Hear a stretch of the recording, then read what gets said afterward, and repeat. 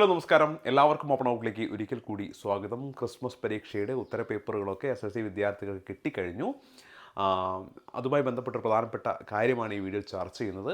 നിങ്ങളോട് ആദ്യം പറയാനുള്ളത്, എങ്ങനെയുണ്ട് നിങ്ങളുടെ മാർക്ക് എന്നുള്ളത് ഒന്ന് കമൻറ്റ് ബോക്സിൽ കമൻറ്റായിട്ട് ഒന്ന് രേഖപ്പെടുത്തുക. നിങ്ങൾക്ക് വിവിധ വിഷയങ്ങളിൽ കിട്ടിയ മാർക്കുകളൊക്കെ ഒന്ന് രേഖപ്പെടുത്തുക.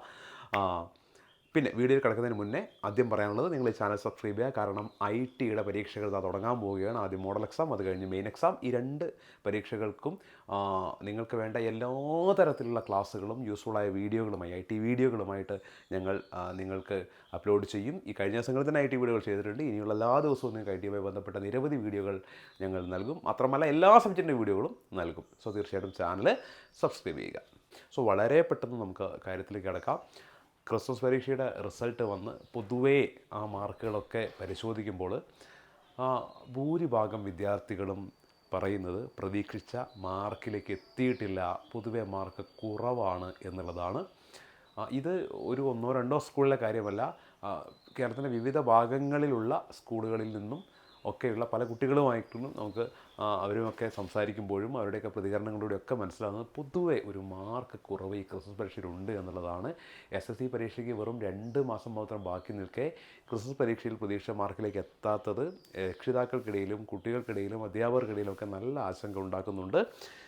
ഏറ്റവും ആദ്യം ഇങ്ങനെ മാർക്ക് കുറയാൻ 2 കാരണങ്ങളാണുള്ളത്. ഒന്നാമത്തെ കാരണം, ഈ ഒരു പരീക്ഷ അതിലെ പല സബ്ജക്റ്റുകളും പ്രതീക്ഷ അത്ര എളുപ്പമായിരുന്നില്ല. അല്പം ബുദ്ധിമുട്ടിച്ച പല സബ്ജക്റ്റുകളുമുണ്ട്.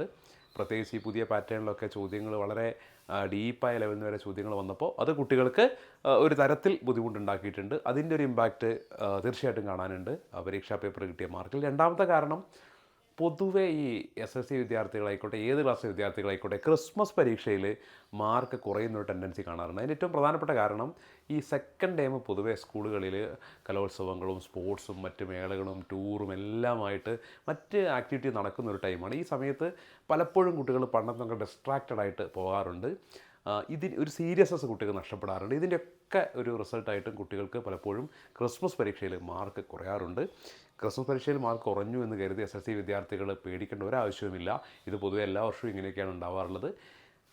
പക്ഷെ ഒരു കാര്യമുണ്ട്, ഇപ്പോൾ ഈ നിമിഷം മുതൽ നിങ്ങൾ ഹാർഡ് വർക്ക് ചെയ്യാൻ തയ്യാറാവുക. നിങ്ങളുടെ നിലവാരം ഇപ്പം നിൽക്കുന്നത് കുറച്ച് താഴെയാണെന്ന് മനസ്സിലാക്കി നന്നായിട്ട് ഇനി അങ്ങോട്ടുള്ള എല്ലാ ദിവസവും ഹാർഡ് വർക്ക് ചെയ്താൽ ഏറ്റവും മികച്ച മാർക്കോടുകൂടി നിങ്ങളെ വളരെ സന്തോഷം നൽകും, അഭിമാനം നൽകുന്ന മാർക്കോടുകൂടി വിജയിക്കാൻ നിങ്ങൾക്ക് സാധിക്കും. പക്ഷേ അതിന് വേണ്ടത് ഇന്ന് മുതൽ തന്നെ കൃത്യമായി ടൈം ടേബിൾ പ്ലാൻ ചെയ്ത് പഠിക്കുക. ഒരു പെർഫെക്റ്റ് അടിപൊളി ടൈം ടേബിളൊക്കെ ഞാൻ സെറ്റ് ചെയ്തിരുന്നുണ്ട് നിങ്ങൾക്ക്. അതിൻ്റെ വീഡിയോ ഉടൻ തന്നെ ഞാൻ ഇടാം. സോ ഇപ്പോൾ ഈ ക്രിസ്മസ് പരീക്ഷയ്ക്ക് പൊതുവെ ഒരു മാർക്ക് കുറവ് കാണുന്നുണ്ട്. നിങ്ങളുടെ മാർക്കൊക്കെ എങ്ങനെയാണ് എന്നുള്ളത് തീർച്ചയായും നിങ്ങളൊന്ന് കമൻറ്റ് ചെയ്യുക. എങ്ങനെയുണ്ട് നിങ്ങളുടെ മാർക്ക് എന്നൊക്കെ ഒന്ന് കാണട്ടെ. ഓക്കെ.